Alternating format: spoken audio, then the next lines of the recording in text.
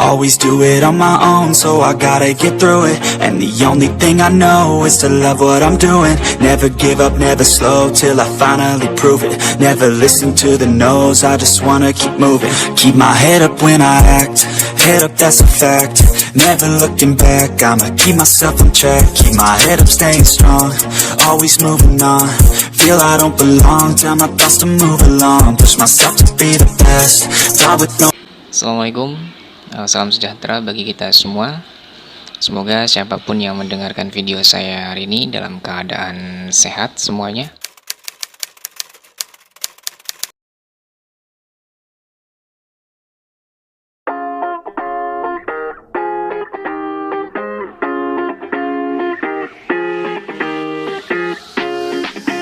Nah, di sini banyak sekali pertanyaan terkait apa sih PPh pasal 21 itu, atau bagaimana sih cara menghitung PPh pasal 21. Nah, sebelum kita menginjak pada tutorial bagaimana cara hitung PPh pasal 21, ada baiknya kita terlebih dahulu tahu apa itu terkait PPh pasal 21. Nah, di sini pengertian PPh pasal 21 adalah pajak atas penghasilan berupa gaji, upah, honor, tunjangan, dan pembayaran lain dengan nama dan dalam bentuk apapun sehubungan dengan pekerjaan atau jabatan, jasa, dan kegiatan yang dilakukan oleh orang pribadi subjek pajak dalam negeri. Jadi di sini ketika rekan mempunyai posisi sebagai karyawan, pegawai, mungkin atau komisaris, tenaga ahli mungkin, jadi dan kemudian mendapatkan penghasilan dari pemberi kerja, penghasilannya berupa gaji, honor, tunjangan, ataupun bonus, pastinya di situ akan berpotensi untuk dipotong PPh pasal 21.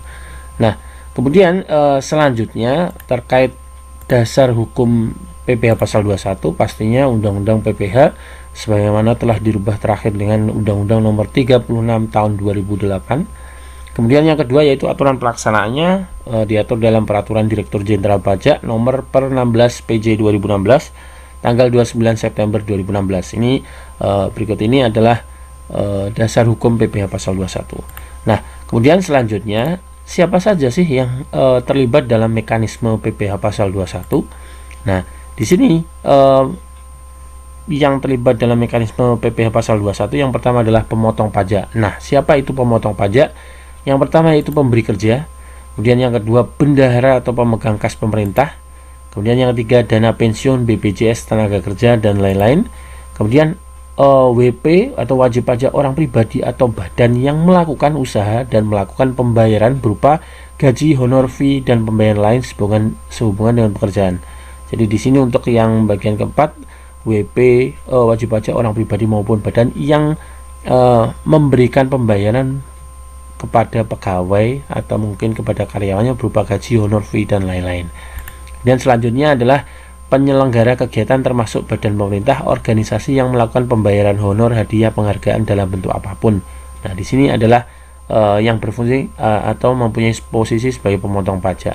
Kemudian yang kedua, yang pihak yang terlibat dalam mekanisme PPh pasal 21 yaitu penerima penghasilan yang dipotong PPh pasal 21, yaitu pegawai, kemudian penerima uang pesangon, pensiun, tunjangan hari tua, jaminan hari tua, atau bukan pegawai yang menerima penghasilan sehubungan dengan pemberian jasa, kemudian anggota Dewan Komisaris, Dewan Pengawas yang tidak merangkap sebagai pegawai tetap, mantan pegawai, serta peserta kegiatan. Oke, itu yang dipotong. Kemudian yang ketiga yaitu pastinya penghasilan yang dipotong oleh PPh pasal 21.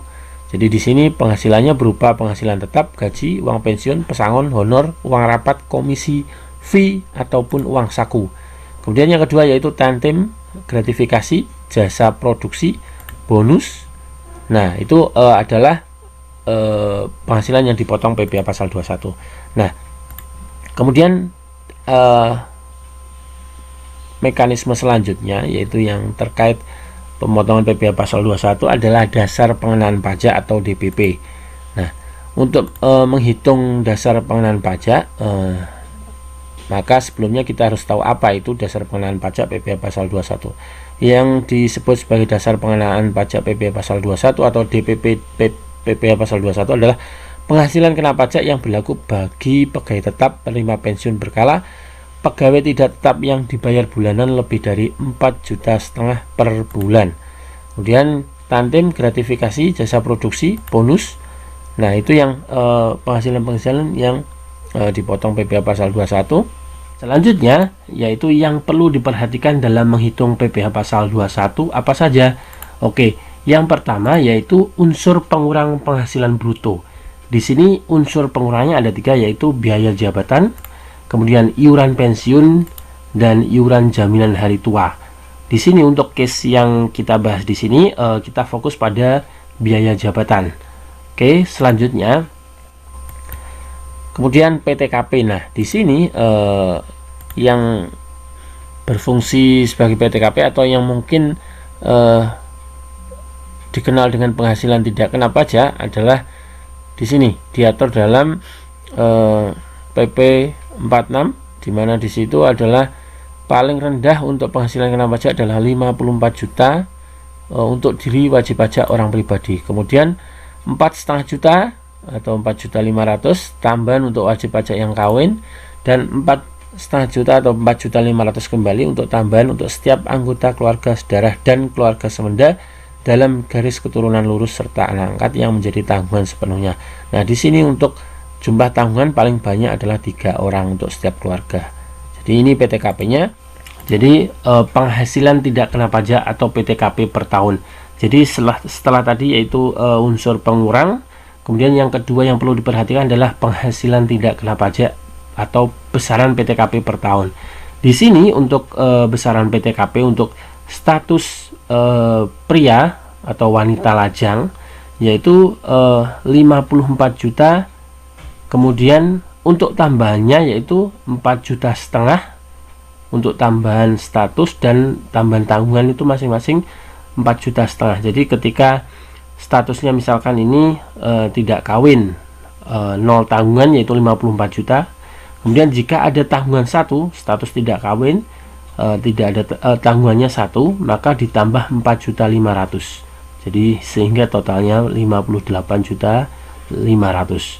Kemudian jika ditambah 2 tanggungan lagi menjadi ditambah lagi 4.500.000 sehingga besarannya menjadi 63 dan selanjutnya.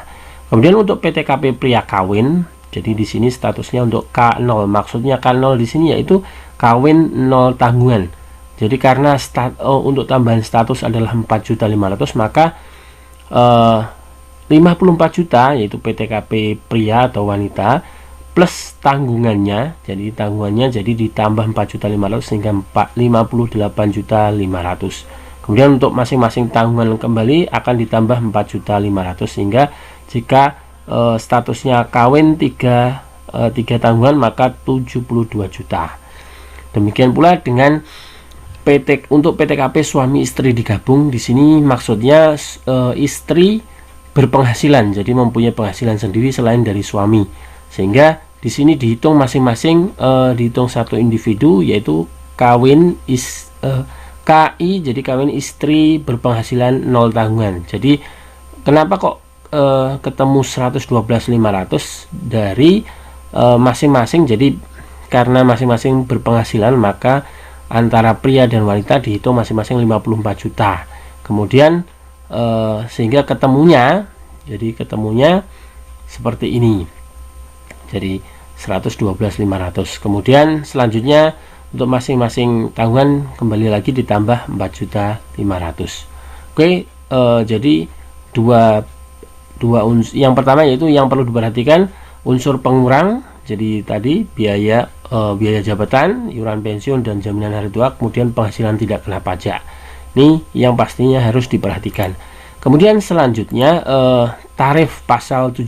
Jadi di sini ada lapisan tarif sesuai Undang-Undang PPh, yaitu tarif pasal 17 ayat 1 huruf A, di mana lapisan tarif tersebut adalah mengatur terkait berapa persen atau berapa tarifnya untuk masing-masing penghasilan kena pajak. Jadi di sini untuk 0 sampai dengan 54 juta penghasilan kena pajak maka dikenai tarif 5%.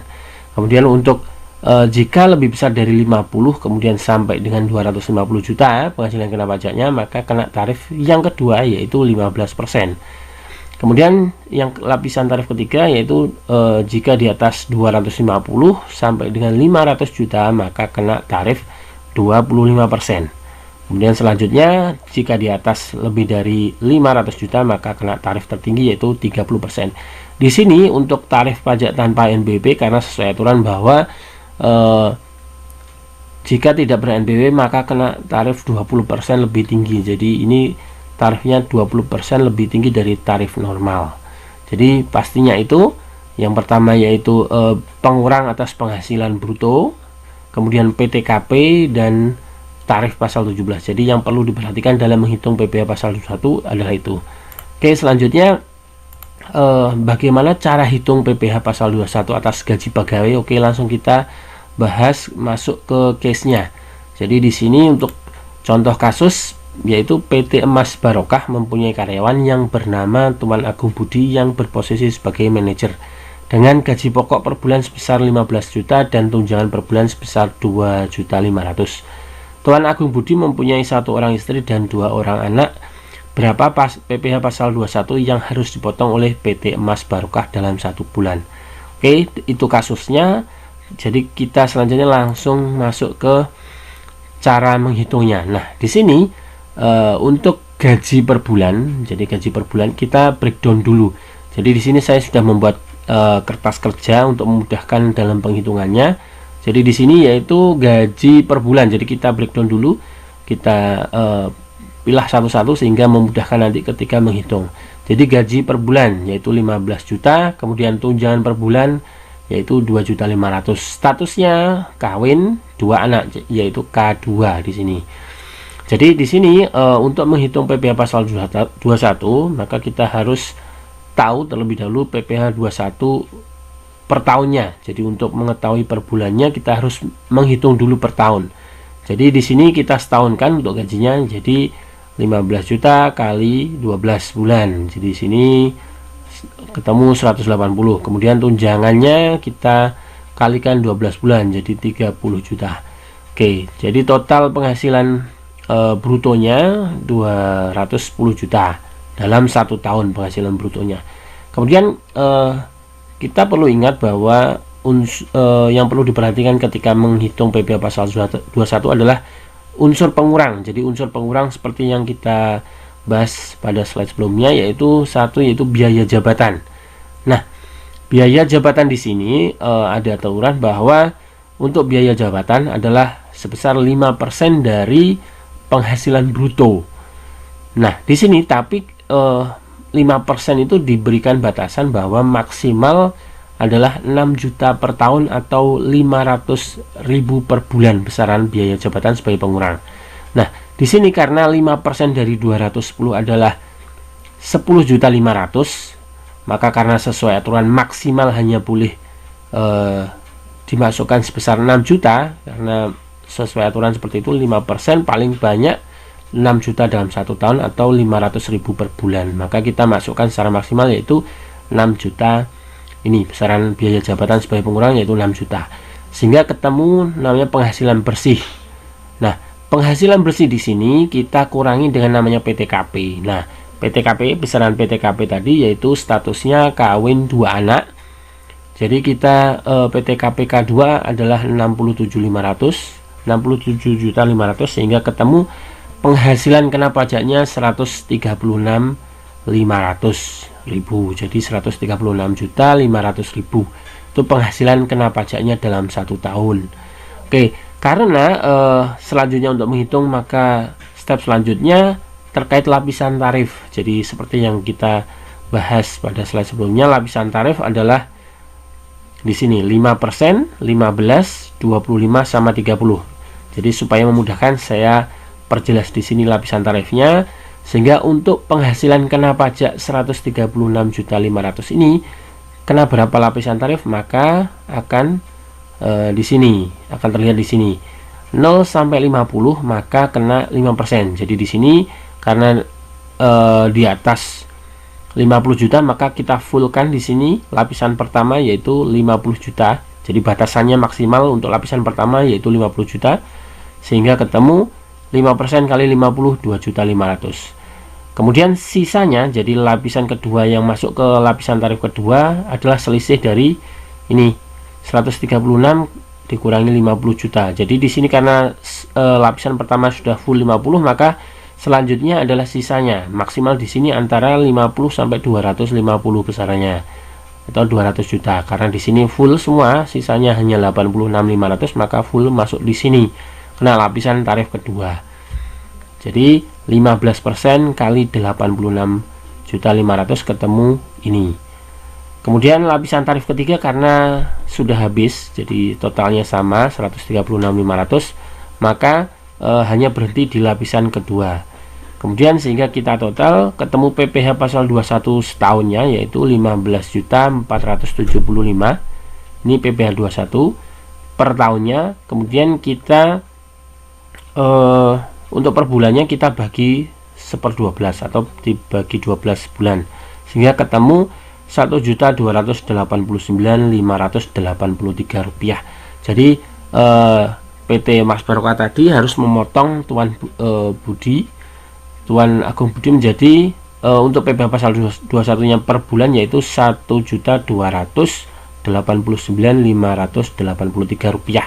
Ini per bulannya dipotong, sehingga yang menyetorkan nantinya yaitu adalah pemberi kerja, di mana yaitu PT Mas Barokah yang menyetorkan PPh pasal 21. Nah, Tuan Budi di sini berhak mendapatkan bukti potong atas pemotongan gajinya ini. Jadi gajinya dipotong pajak sebesar ini, sehingga Tuan Budi berhak menerima bukti potong dari PT tersebut. Jika tidak diberikan ya harus diminta, seperti itu. Kemudian selanjutnya kapan terutang PPh pasal 21 di sini yaitu PPh 21 dan atau PPh pasal 26 terutang bagi penerima penghasilan pada saat dilakukan pembayaran atau pada saat terutangnya penghasilan yang bersangkutan. Jadi di situ saat terutangnya yaitu pada saat dilakukan pembayaran atau pada saat terutangnya penghasilan yang bersangkutan. Kemudian yang kedua, PPh pasal 2126 terutang bagi pemotong PPh pasal 21 untuk setiap masa pajak. Jadi terutang, jadi pemberi kerja atau di sini pemotong PPh pasal 21 mempunyai kewajiban setiap masa pajak untuk menghitung dan memotong PPh atas gaji atau penghasilan yang diterimakan kepada pegawainya. Jadi di sini PT-nya yang berkewajiban untuk memotong. Kemudian saat terutang untuk setiap masa pajak adalah pada akhir bulan dilakukannya pembayaran atau pada akhir bulan terutangnya penghasilan yang bersangkutan. Di situ saat terutangnya PPh pasal 21. Kemudian selanjutnya kapan setor dan lapor PPh pasal 21. Jadi untuk batasan kapan harus setor dan lapor yaitu PPh pasal 21 paling lambat disetorkan tanggal 10 bulan berikutnya. Kemudian PPh pasal 21 paling lambat dilaporkan tanggal 20 bulan berikutnya. Apabila batas setoran dan lapor jatuh pada hari libur termasuk hari Sabtu dan hari libur nasional, maka paling lambat setor dan lapor di hari kerja berikutnya sesuai pasal 24 ayat 3/16 PJ 2016 dan Peraturan Menteri Keuangan nomor 242 PMK 03 2014. Jadi itu dasar hukumnya terkait apabila batasan setor dan lapor tersebut jatuh pada hari libur. Oke, kemudian selanjutnya untuk pelaporan bisa melalui website djponline.pajak.go.id sehingga laporannya bisa online. Makin tahu, makin banyak ilmu. Semoga bermanfaat dan sampai jumpa. Like the video, comment below, and subscribe to my channel.